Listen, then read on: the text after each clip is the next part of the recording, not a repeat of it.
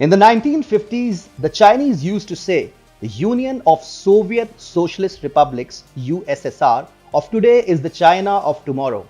Almost 4 decades later, the USSR got divided into 15 new republics. This is how the Cold War between the US and its allies of the free world on one side and the Soviet and its communist allies on the other side ended. What the Chinese, however, used to say in the 1950s is absolutely true.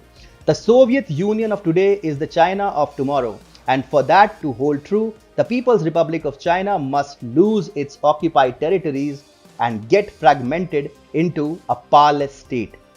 The Chernobyl nuclear disaster and its cover up led to the Soviet disintegration, and the coronavirus pandemic could mark the end of the People's Republic of China.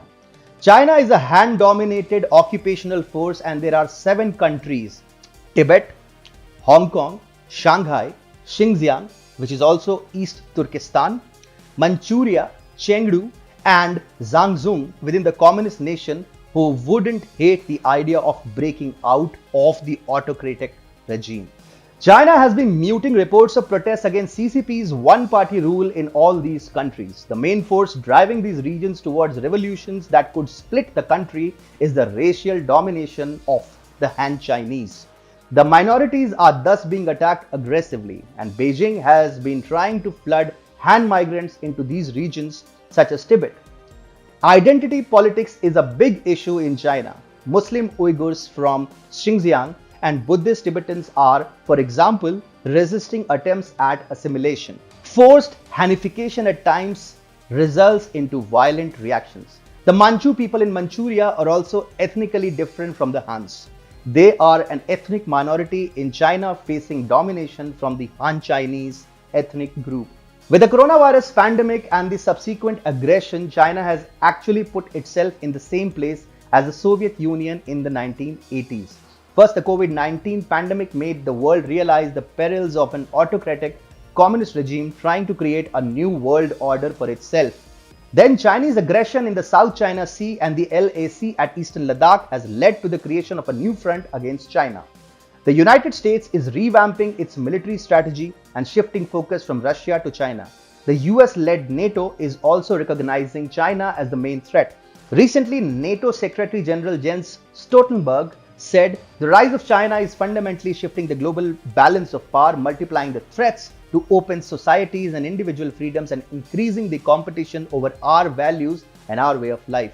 He also urged like-minded countries to join the military alliance to stand up against bullying and coercion in world affairs.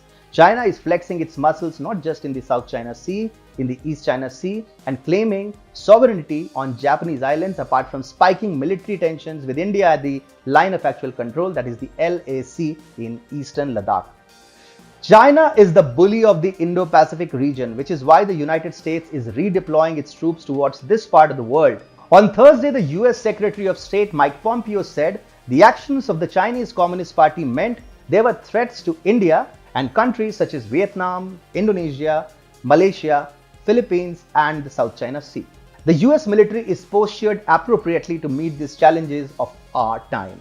The US is also becoming increasingly vocal on issues like human rights violations of Uyghurs in the Xinjiang province, Tibet's rights of self-determination, China's move to rob Hong Kong of liberties, and Taiwan's separate existence. Cracks have appeared in Jinping's hold over the Communist Party of China, which is the CCP, given the catastrophic handling of the COVID-19 pandemic. And this gives an opportunity to the Shanghai faction, which is led by Jiang Zemin, and the Beijing faction, which is led by Hu Jintao, to weaken Xi Jinping's position.